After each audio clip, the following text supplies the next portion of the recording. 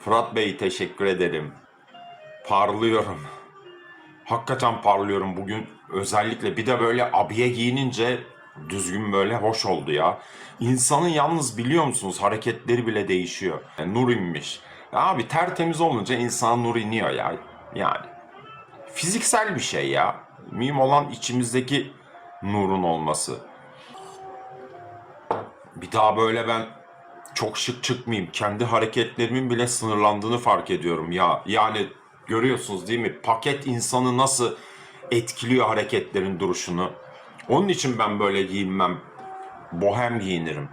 Nugget, bugün ben de şık giyindim abi. Rezilmiş. Aynen ya şu an beni kasıyor tamam mı? Böyle daha ciddi olmam lazım gibi hissediyorum. Halbuki yaratılışıma ters, amacıma ters. Aa, Mars bugün rahip gibiyim. Arkada da bak karanlık alevler.